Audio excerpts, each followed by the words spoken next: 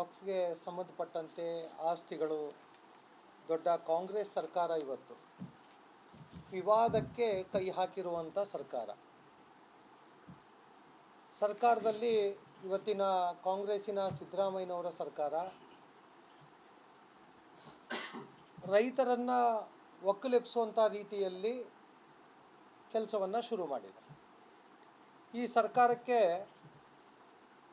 ವಕ್ಫ್ ಆಸ್ತಿಗೆ ಸಂಬಂಧಪಟ್ಟಂತೆ ಜಮೀರ್ ಖಾನ್ ಅವರು ಎಲ್ಲ ಜಿಲ್ಲೆಗಳ ಪ್ರವಾಸ ಮಾಡಿ ಇಡೀ ಬೆಂಕಿ ಹಚ್ಚುವಂಥ ಕೆಲಸವನ್ನು ಇವತ್ತು ನಡೆದಿರುವಂಥದ್ದು ಭಾಳ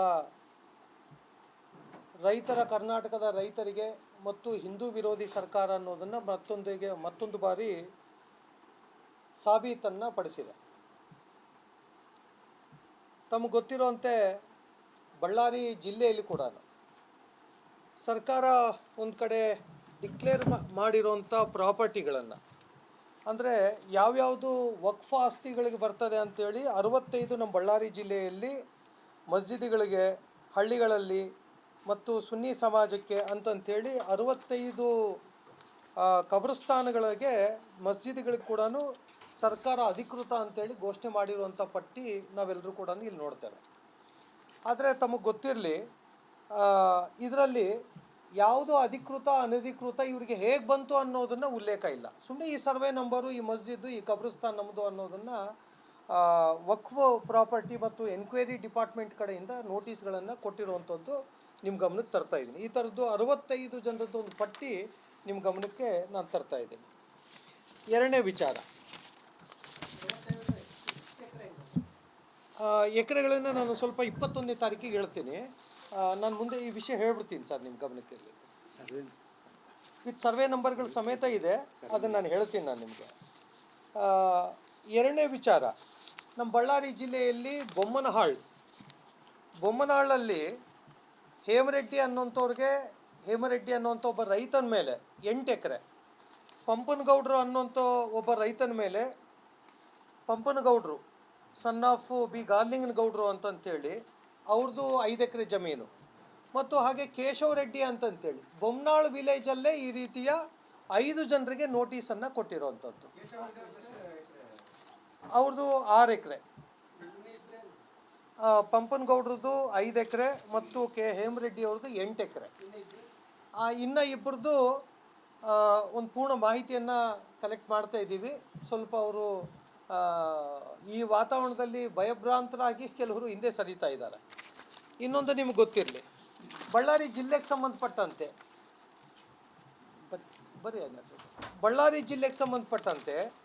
ರೈತರ ಹೆಸರಲ್ಲಿ ಲೇಪಾಕ್ಷಿಗೌಡ ಮತ್ತು ತಂದೆ ಕಟ್ಟೇಗೌಡ ಅಂತಂತೇಳಿ ಇವರು ಪಾಣಿಯನ್ನು ಬಿಡುಗಡೆ ಮಾಡಿರುವಂಥದ್ದು. ಈ ಪಾಣಿಯಲ್ಲಿ 2 ಎಕರೆ 26 ಸೆಂಟ್ಸು ವಕ್ಫ್ ಸಂಸ್ಥೆಗೆ ಸೇರಿರೋದು ಅಂತಂಥೇಳಿ ಈ ಹಕ್ಕುಗಳಲ್ಲಿ ಪಾಣಿಯಲ್ಲಿ ಅವ್ರು ವಕ್ಫ್ ಸಂಸ್ಥೆ ಅಂತಂತೇಳಿ ಬಂದಿರುವಂಥದ್ದು ನಿಮ್ಮ ಗಮನಕ್ಕೆ ತರ್ತಾ ಇದ್ದೀನಿ ನಾನು. ಲೇಪಾಕ್ಷಿಗೌಡ ಮತ್ತು ತಂದೆ ಕಟ್ಟೇಗೌಡ, ಇದು ಬಂದ್ಬಿಟ್ಟು ಬೊಮ್ಮನಹಾಳೆ ಸರ್, ಬೊಮ್ಮನಹಾಳು ಒಂದಿದು. --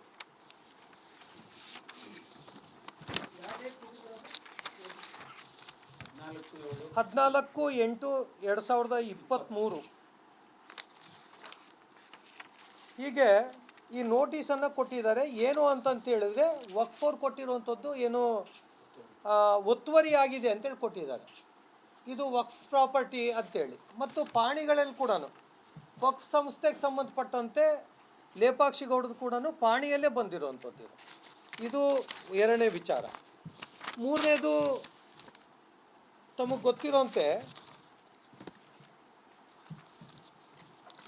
ಸಿರುಗುಪ್ಪದಲ್ಲಿ ಈಗ ಇಬ್ರಾಹಿಂಪುರದಲ್ಲಿ ಕೂಡ 2018ರಲ್ಲೇ ವಕ್ಫ್ ಬೋರ್ಡ್ಗೆ ಸಂಬಂಧಪಟ್ಟಂತೆ ಕಲ್ಲಿನ ಕೋಟೆಯಲ್ಲಿ 4 ಜನರ ರೈತರ ಮೇಲೆ ಈ ರೀತಿಯಾಗಿ ನಡೆದಿರುವಂಥದ್ದು ಗಮನಕ್ಕೆ ಬಂದಿದೆ. ಸಿರುಗುಪ್ಪದಲ್ಲಿ ಇಬ್ರಾಹಿಂಪುರ 2021ರಲ್ಲಿ ಸಮೀಕ್ಷೆ ಈ ವಕ್ಫ್ ಪ್ರಾಪರ್ಟಿ ನಮ್ಮದು ಅಂತೇಳಿ ಸರ್ವೆ ಕಾರ್ಯಕ್ಕೆ 21ರಲ್ಲಿ ಕೈ ಹಾಕಿದ್ರು. ಅವರಿಗೆ ದಿಕ್ಕು ತೋಚದೆ, ಇದೆಲ್ಲ ಕೂಡ ದಿಕ್ಕು ತೋಚದೆ ಅವರೊಂದಿಷ್ಟು ರೈತರು ಭಾಳಷ್ಟು ಗಾಬರಿ ಆಗುವಂಥ ಸ್ಥಿತಿಯಲ್ಲಿದ್ದರು. ಅವರು ನಾಳೆ 21ನೇ ತಾರೀಕು ನಮ್ಮ ಜೊತೆಯಲ್ಲಿ ಪ್ರತಿಭಟನೆಯಲ್ಲಿ ಭಾಗವಹಿಸ್ತಾರೆ. ಹಾಗೆ 21 ಸರ್, ನಾನು ಹೇಳ್ತೀನಿ ಅದು ಇಲ್ಲ ನಾನು ಹೇಳ್ತೀನಿ, ನಾನು ಇನ್ನೊಂದು ನಿಮ್ಮ ಗಮನಕ್ಕೆ ತರ್ತೀನಿ ಸರ್. ಈಗ ಫಸ್ಟ್ ಇದು ಮುಗಿದ್ಬಿಡಲಿ. ಆಮೇಲೆ ಇನ್ನೊಂದು, ಯಾವುದೇ ವಕ್ಫ್ ಪ್ರಾಪರ್ಟಿ ಇದ್ದರೆ ವಂಶ ಪಾರಂಪರಿಕವಾಗಿ ಏನು ಪ್ರಾಪರ್ಟಿ ಏನಿದೆ ಅದನ್ನು ಒಮ್ಮೆ ಒಂದ್ಸರಿ ಆಧಾರವನ್ನು ಇಟ್ಟುಕೊಂಡು ಮತ್ತು ಅದನ್ನು ಯಾರಿಗೆ ಸೇರಬೇಕು ಅನ್ನೋದನ್ನು ಕೊಡಬೇಕೇ ಆಗಲಿ, ಕಂಡ ರೈತರುಗಳ ಹೆಸರು ಮೇಲೆ ಇದು ಪ್ರಾಪರ್ಟಿ ನಮ್ಮದು ಅಂತ ಹೇಳ್ತಾ ಇರೋವಂಥದ್ದು ಇದು ಭಾಳ ದುರಂತದ ಸಂಗತಿ ಅಂತಂತೇಳಿ ನಾನು ನಿಮ್ಮ ಗಮನಕ್ಕೆ ತರ್ತೇನೆ. ಎರಡನೇದು, ಮೊನ್ನೆ ತಾನೇ ಜಮೀರ್ ಖಾನ್ ಅವರು ಬಳ್ಳಾರಿ ಜಿಲ್ಲೆಯ ಉಸ್ತುವಾರಿಗಳು, ಅವರ ಹೇಳಿಕೆನೇ ಇಡೀ ಕಾಂಗ್ರೆಸ್ನಲ್ಲಿ ಕೂಡ ಕೆಲವರು ವಿರೋಧವನ್ನು ವ್ಯಕ್ತಪಡಿಸ್ತಾ ಇದ್ದಾರೆ. ಇದು ಸರಿಯಲ್ಲ, ಕಾಂಗ್ರೆಸ್ಸಿನ ರೈತರ ಕರ್ನಾಟಕ ರಾಜ್ಯದ ರೈತರ ಭೂಮಿಯನ್ನು ಹೀಗೆ ಕಬಳಿಸುವಂಥದ್ದು ಸರಿಯಲ್ಲ. ಮಠಾಧೀಶರು, ಬಳ್ಳಾರಿ ಜಿಲ್ಲೆಯ ಮಠಾಧೀಶರು ಪತ್ರಿಕಾಗೋಷ್ಠಿಯನ್ನು ಮಾಡಿದ್ದಾರೆ. ಇದು ಮಠಾಧೀಶರನ್ನ ಕೆಲವರು ಕೂಡ ಮಠಗಳಿಗೆ ಕೈ ಹಾಕುವಂಥ ಕೆಲಸ ಮಾಡಿದ್ದಾರೆ. ಅದಕ್ಕೆ ಕೊಟ್ಟೂರು ಶ್ರೀ ಸಂಗಮ ಬಸವೇಶ್ವರ ಸ್ವಾಮಿಗಳು ಕೂಡ, ಕೊಟ್ಟೂರು ಸ್ವಾಮೀಜಿಗಳು ಕೂಡ ನೇತೃತ್ವದಲ್ಲಿ ಮಠಾಧೀಶರ ಪರಿಷತ್ತು ಕೂಡ ಒಂದು ಪತ್ರಿಕಾಗೋಷ್ಠಿ ಮಾಡಿರುವಂಥದ್ದು ತಮಗೆ ಗೊತ್ತಿದೆ. ಇನ್ನೊಂದು ವಿಚಾರವನ್ನು ನಿಮ್ಮ ಗಮನಕ್ಕೆ ತರ್ತೀನಿ. CM ಇಬ್ರಾಹಿಂ ಅವರು ಕೂಡ ಈ ರೀತಿಯಾಗಿ ತಪ್ಪು ಅನ್ನೋದನ್ನು ಹೇಳೋದಕ್ಕೆ ಶುರು ಮಾಡಿದ್ದಾರೆ. ಆದರೆ ಒಂದು ದುರಂತ ಏನಂತ ಹೇಳಿದ್ರೆ, ಇವತ್ತು ನಾವು ನೋಡ್ತೇವೆ, ಒಂದು ಉದಾಹರಣೆಗೆ ನಮ್ಮ ಕಣ್ಣು ಮುಂದೆ ಕೋಟೆ ಮಲ್ಲೇಶ್ವರ ದೇವಸ್ಥಾನ ಇದೆ. ಇದು ವಕ್ಫ್ ಪ್ರಾಪರ್ಟಿಗೆ ಸೇರಿಸಿದ್ರೆ ಹೇಗಿರುತ್ತೆ? ಒಂದಿನ ಅದು ಕಾಲ ಬರ್ಬೋದೇನೋ. ಮಂತ್ರಾಲಯದ ರಾಘವೇಂದ್ರ ಸ್ವಾಮಿಗಳಿರುವಂಥ ಸನ್ನಿಧಾನದಲ್ಲಿ ಹಿಂದೆ ಇತಿಹಾಸದಲ್ಲಿ ನಾವು ಕೇಳೋದಾದರೆ ನವಾಬರು ದಾನವಾಗಿ ಕೊಟ್ಟರು ಆ ಭೂಮಿಯನ್ನು ಅಂತಂತ ಹೇಳ್ತೀವಿ. ಅದನ್ನು ವಕ್ಫ್ ಪ್ರಾಪರ್ಟಿ ಅಂತ ಹೇಳಿದ್ರೆ ಹೆಂಗಾಗುತ್ತೆ ಅನ್ನೋದು ಒಂದು. ಹಾಗೆ ಹಂಪಿಯಲ್ಲಿ ಕೂಡ ಅವತ್ತಿನ ಬಹುಮನಿ ಸುಲ್ತಾನರು ಯಾರು ದಾಳಿ ಮಾಡಿದ ನಂತರ ಅವರು ಇಲ್ಲಿಂದ ಸೋತೋದ ಮೇಲೆ ಈ ಸಂಸ್ಕೃತಿಗೆ, ಈ ಪರಂಪರೆಗೆ, ಹಿಂದುತ್ವದ ನಾಡಿಗೆ ಅವರು ದಾಸೋರಾಗಿ ಅವರಲ್ಲಿ ಬಹುಮನಿ ಸುಲ್ತಾನರಲ್ಲಿರುವಂಥ ಕಿರೀಟವನ್ನು ವಿದ್ಯಾರಣ್ಯ ಗುರುಗಳಿಗೆ ಕಾಲಲ್ಲಿ ಅವ್ರನ್ನ ಅರ್ಪಣೆ ಮಾಡ್ತಾರೆ. ನಾವು ಶರಣಾಗತರಾಗ್ತಾ ಇದ್ದೀವಿ ಅಂತಂತೇಳಿ ಇವತ್ತು ಹಂಪಿಯನ್ನು ನಾವು ವಕ್ಫ್ ಬೋರ್ಡ್ ಅಂತಂತೇಳಿ ಡಿಕ್ಲೇರ್ ಮಾಡೋದ್ರಲ್ಲಿ ಸರ್ಕಾರ ಯಾವುದೇ ಅನುಮಾನವೇ ಇಲ್ಲ. ಯಾಕಂತೇಳಿದ್ರೆ ಅವತ್ತಿಗೆ ನಮ್ಮ ರಾಜರು ಬಹುಮನಿ ಸುಲ್ತಾನರು ಮತ್ತು ಮುಸಲ್ಮಾನರ ರಾಜರು ದಾಳಿ ನಡೆದಂಥ ಸಂದರ್ಭದಲ್ಲಿ ನಾವು ಕೊಡ್ತೀವಿ ಅನ್ನೋ ರೀತಿಯಲ್ಲಿ ಕೂಡ ದಾಖಲಾತಿಗಳನ್ನು ಸೃಷ್ಟಿ ಮಾಡುವಂಥ ಸರ್ಕಾರ ಇದಾಗಿದೆ. ಹಾಗೆ ನಾನು ಇನ್ನೊಂದು ವಿಷಯವನ್ನು ನಿಮ್ಮ ಗಮನಕ್ಕೆ ತರ್ತೀನಿ. ಈ ರೀತಿಯ ಗೂಡಾಗಿರುವಂಥ ಕಾಂಗ್ರೆಸ್ ಸರ್ಕಾರದ ವಿರುದ್ಧ ರಾಜ್ಯಾದ್ಯಂತ ಇವತ್ತು 21ನೇ ತಾರೀಕು ಮತ್ತು 22ನೇ ತಾರೀಕಿಗೆ ಪ್ರತಿಭಟನೆಗೆ ಕರೆ ಕೊಟ್ಟಿದ್ದೀವಿ. ಜಿಲ್ಲಾಧಿಕಾರಿಗಳ ಕಚೇರಿ ಮುಂದೆ ಒಂದು ದಿನದ ಧರಣಿ ಸತ್ಯಾಗ್ರಹಕ್ಕೆ ಕೊಡ್ತಾ ಇದ್ದೀವಿ. ಒಂದು ದಿನ ಪೂರ್ಣ 21ಕ್ಕೆ 22 ಇದೆ. ಬಳ್ಳಾರಿಯಲ್ಲಿ ನಾವು 21ಕ್ಕೆ ಮಾಡ್ತಾ ಇದ್ದೀವಿ. ಅದಕ್ಕೆ ಅದರ ಎಲ್ಲರೂ ಕೂಡ ಮಠಾಧೀಶರು ಇರ್ಬೋದು, ರೈತರು ಇರ್ಬೋದು, ಬಡ ಮುಸಲ್ಮಾನರು ಕೂಡ ಇದರಲ್ಲಿ ವಕ್ಫ್ಗೆ ಇದು ಭಾಳ ಅಪಾಯಕಾರಿ ಅಂತಂತೇಳಿ ಕೆಲವರು ರೈತರು ಕೂಡ ಭೇಟಿ ಮಾಡುವಂಥ ಸ್ಥಿತಿ ನಿರ್ಮಾಣ ಆಗಿದೆ. ಈ ವಕ್ಫು ಎಲ್ಲೆಲ್ಲಿ ಶುರುವಾಗಿದೆ ಅಲ್ಲೆಲ್ಲಿ ಇದು ಕಂಟಕ ಅಂತಂತೇಳಿ ಬಡ ಮುಸಲ್ಮಾನರು ರೈತರು ಯಾರಿದ್ದಾರೆ ಅವರು ಹೇಳೋದಕ್ಕೆ ಶುರು ಮಾಡಿದ್ದಾರೆ. ಅದಕ್ಕೆ ನಮ್ಮ ಭೂಮಿ ನಮ್ಮ ಹಕ್ಕು ಎನ್ನುವಂಥ ಶೀರ್ಷಿಕೆ ಅಡಿಯಲ್ಲಿ ನಾವು 21ನೇ ತಾರೀಕು ಜಿಲ್ಲಾಧಿಕಾರಿಗಳ ಕಚೇರಿ ಮುಂದೆ ಧರಣಿ ಕೊಡ್ತೀವಿ. ಶೋಷಣೆಗೆ ಒಳಗಾಗಿದ್ದಾರೆ ಅವರು ಎಲ್ಲರೂ ಕೂಡ ನಾನು ತಮ್ಮ ಮುಖಾಂತರ, ಮಾಧ್ಯಮದ ಮುಖಾಂತರ ಎಲ್ಲರ ಪರವಾಗಿ ನಾನು ಆ ಸಾರ್ವಜನಿಕ ಅಹವಾಲನ್ನು ಕೊಡೋದಕ್ಕೆ ನೀವು ಜಿಲ್ಲಾಧಿಕಾರಿಗಳ ಕಚೇರಿಗೆ ಬರಬೇಕು ಅಂತೇಳಿ ನಾನು ಯಾರ್ಯಾರು ಶೋಷಣೆಗೊಳಗಾಗಿದ್ದಾರೆ, ವಕ್ಫ್ ಬಾಧಿತರು ಯಾರ್ಯಾರಿದ್ದಾರೆ ನಮ್ಮ ಜಿಲ್ಲೆಯವರು ಎಲ್ಲರೂ ಕೂಡ, ಯಾವುದೇ ತಾಲೂಕು ಇರ್ಬೋದು, ನಮ್ಮ ಬಳ್ಳಾರಿ ಜಿಲ್ಲೆ ಎಲ್ಲರೂ ಬರಬೇಕು ಅಂತೇಳಿ ನಾನು ವಿನಂತಿಯನ್ನು ಮಾಡ್ತಾ ಇದ್ದೀನಿ. ಯಾಕಂತೇಳಿದ್ರೆ ಇದು ಒಂದು ದೊಡ್ಡ ಒಂದು ಕರ್ನಾಟಕದಲ್ಲಿ ರೈತರ ಮೇಲೆ ನಡೆತಾ ಇರುವಂಥ ದಬ್ಬಾಳಿಕೆಯ ಸರ್ಕಾರ ಇದು. ಅದು ಮಠ ಮಂದಿರಗಳಾಗಿರ್ಬೋದು, ಸರ್ಕಾರಿ ಶಾಲೆಗಳಾಗಿರ್ಬೋದು, ಸಾರ್ವಜನಿಕ ಆಸ್ತಿ ಪಾಸ್ತಿಗಳಾಗಿರ್ಬೋದು, ಎಲ್ಲರೂ ಕೂಡ ಬರಬೇಕು ಅಂತೇಳಿ ವಿನಂತಿಯನ್ನು ಮಾಡ್ತಾ ಇದ್ದೀನಿ ನಾನು. ಹಾಗೆ ರಾಜ್ಯದಲ್ಲಿ 3 ತಂಡದಲ್ಲಿ ರಾಜ್ಯದ ತಂಡ ಪ್ರವಾಸಕ್ಕೆ ಬರ್ತಾ ಇದೆ ಡಿಸೆಂಬರ್ ಮೊದಲನೇ ವಾರದಲ್ಲಿ. ರಾಜ್ಯಾಧ್ಯಕ್ಷರು BY ವಿಜೇಂದ್ರ ಅವ್ರ ನೇತೃತ್ವದಲ್ಲಿ ಮೊದಲನೇ ತಂಡ, ವಿಪಕ್ಷ ನಾಯಕರಾಗಿರುವಂಥ R ಅಶೋಕ್ ಅವರು, ವಿರೋಧ ಪಕ್ಷದ ನಾಯಕರಾಗಿರುವಂಥ R ಅಶೋಕ್ ಅವರು, ಚಲುವಾದಿ ನಾರಾಯಣ ಸ್ವಾಮಿಯವರ ತಂಡದಲ್ಲಿ, ಹೀಗೆ 3 ತಂಡಗಳಲ್ಲಿ ಎಲ್ಲರೂ ಕೂಡ ನಮ್ಮ ಜಿಲ್ಲೆಗೆ ಭೇಟಿ ಮಾಡೋರಿದ್ದಾರೆ. ಅದರಲ್ಲಿ ರಾಜ್ಯಾಧ್ಯಕ್ಷರ ತಂಡ ಬಳ್ಳಾರಿ ಜಿಲ್ಲೆಗೆ ಡಿಸೆಂಬರ್ ಮೊದಲನೇ ವಾರದಲ್ಲಿ ಬರ್ತಾರೆ. ಅದರಲ್ಲಿ ಯಡಿಯೂರಪ್ಪನವರು, ಮಾಜಿ ಮುಖ್ಯಮಂತ್ರಿಗಳಾಗಿರುವಂಥ ಯಡಿಯೂರಪ್ಪನವರು, ಜಗದೀಶ್ ಶೆಟ್ಟರು, ಸದಾನಂದ ಗೌಡರು, ಬಸವರಾಜ ಬೊಮ್ಮಾಯಿಯವರು ಕೂಡ ಭಾಗವಹಿಸೋರಿದ್ದಾರೆ. ಹಾಗೆ ಡಿಸೆಂಬರ್ ತಿಂಗಳಲ್ಲಿ ರಾಜ್ಯಾಧ್ಯಕ್ಷರ ನೇತೃತ್ವದಲ್ಲಿ ಬೆಳಗಾವಿ ಜಿಲ್ಲೆಯಲ್ಲಿ ಬೆಳಗಾವಲ್ಲಿ ದೊಡ್ಡ ಪ್ರತಿಭಟನೆಯನ್ನು ಹಮ್ಮಿಕೊಳ್ತಾ ಇದ್ದೀವಿ. ಕರ್ನಾಟಕದಿಂದ ಎಲ್ಲ ಕಡೆ ಈ ಪ್ರತಿಭಟನೆಗೆ ಭಾಗವಹಿಸ್ತಾರೆ. ದಿನಾಂಕವನ್ನು ತಿಳಿಸ್ಕೊಡ್ತೇವೆ. ಹೀಗೆ ಹೆಂಗೆ ರಾಜ್ಯದಲ್ಲಿ ಕೂಡ ಒಂದು ತಂಡ ರಚನೆ ಹೇಗೆ ಮಾಡಿದೆ, ಆ ತಂಡ ಬಳ್ಳಾರಿ ಜಿಲ್ಲೆಯಲ್ಲಿ ಕೂಡ ನಾವು ಒಂದು ತಂಡವನ್ನು ರಚನೆ ಮಾಡಿದ್ದೀವಿ. ಅದರಲ್ಲಿ ಆ ತಂಡದಲ್ಲಿ ಈ ರೀತಿಯ ರೈತರಿಗೆ ಎಲ್ಲಿ ನೋವಾಗಿದೆ, ಕಾನೂನಾತ್ಮಕವಾಗಿ ತೊಂದರೆಗಳೇನಾಗಿದೆ, ಈ ರೀತಿಗೆ ಸಂಬಂಧಪಟ್ಟಂತೆ ಪಟೇಲ್ ಸಿದ್ದಾರೆಡ್ಡಿಯವರು, ವಕೀಲರು, ಇವರು ಈ ತಂಡದಲ್ಲಿ ಇರ್ತಾರೆ. ಕಾನೂನು ಪ್ರಕೋಷ್ಠದ ನಮ್ಮ ಸಂಚಾಲಕರು, ಹಾಗೆ ವಿಜಯಲಕ್ಷ್ಮಿಯವರು ವಕೀಲರು ಕೂಡ ಇರ್ತಾರೆ. ರೈತರಾಗಿರುವಂಥ ಪ್ರಕಾಶ್ ಅವರು, ಕಕ್ಕಬೇವಿನಹಳ್ಳಿ ಪ್ರಕಾಶ್ ಅವರು ಇರ್ತಾರೆ, ಸುಗುಣ ಅವರು ಇರ್ತಾರೆ, ಮತ್ತು ರೈತ ಮೋರ್ಚಾ ಅಧ್ಯಕ್ಷರಾಗಿರುವಂಥ ಗಣಪಾಲ್ ಐನಾಥ್ ರೆಡ್ಡಿ ಅವರು ಕೂಡ ರೈತ ಮೋರ್ಚಾ ಜಿಲ್ಲಾಧ್ಯಕ್ಷರು ಆ ತಂಡದಲ್ಲಿ ಇರ್ತಾರೆ. ಇಷ್ಟು ನಾನು ನಿಮ್ಮ ಗಮನಕ್ಕೆ 5 ಜನದ ತಂಡ ನಮ್ಮದು ಕೂಡ ರಚನೆ ಆಗಿದೆ, ಆ ತಂಡದಲ್ಲಿ ಇರ್ತಾರೆ. ವತಿಯಿಂದ ಒಂದು ತಂಡ ಅವ್ರಿಗೇನು ಕಾನೂನು ಸಹಕಾರವನ್ನು ಕೊಡಬೇಕು, ಈ ರೀತಿಯ ಒಂದು ಕೆಲಸವನ್ನು ಈ ತಂಡ ಮಾಡುತ್ತೆ.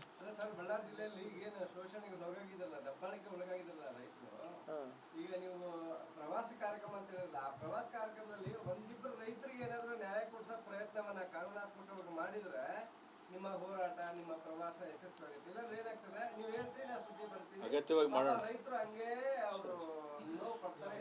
ಅದಕ್ಕೆ ಅದರ ಪ್ರತಿಫಲವಾಗಿ ಜನಜಾಗೃತಿ ಕಾರ್ಯಕ್ರಮ 21ನೇ ತಾರೀಕಿಗೆ ರೈತರಿಗೆ ಒಳ್ಳೇದಾಗಲಿ ಅನ್ನೋಂಥ ಕಾರಣಕ್ಕೆ ಕಾಂಗ್ರೆಸ್ ಸರ್ಕಾರಕ್ಕೆ ಎಚ್ಚೆತ್ಕೊಳ್ಬೇಕು ಮಾಡ್ತಾ ಇರುವಂಥ ತಪ್ಪು ಅನ್ನೋಂಥ ಕಾರಣಕ್ಕೆ ಅದನ್ನು ಮಾಡ್ತಾ ಇರೋದು ಸರ್. ಇವು ಜಿಲ್ಲಾಧಿಕಾರಿಗಳ ಕಚೇರಿ ಮುಂದೆ ಪ್ರತಿಭಟನೆ ಇರುವಂಥದ್ದು ಈ ಕಾರಣಕ್ಕೆ.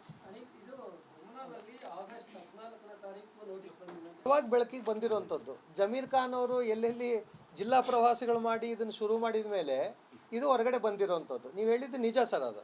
ಆದರೆ ಇನ್ನೂ ಬಹಳಷ್ಟು ಬಂದಿದೆ. ಇದರಲ್ಲಿ ನಾನು ಉದಾಹರಣೆ ಕೆಲವು ಮಾತ್ರ ನಮ್ಮ ಹತ್ರ ದಾಖಲೆಗಳನ್ನು ತೊಗೊಂಡಿರೋದ್ರ ಬಗ್ಗೆ ಕೆಲವ್ರನ್ನ ನಿಮ್ಮ ಗಮನಕ್ಕೆ ನಾನು ತಂದಿರೋವಂಥದ್ದು.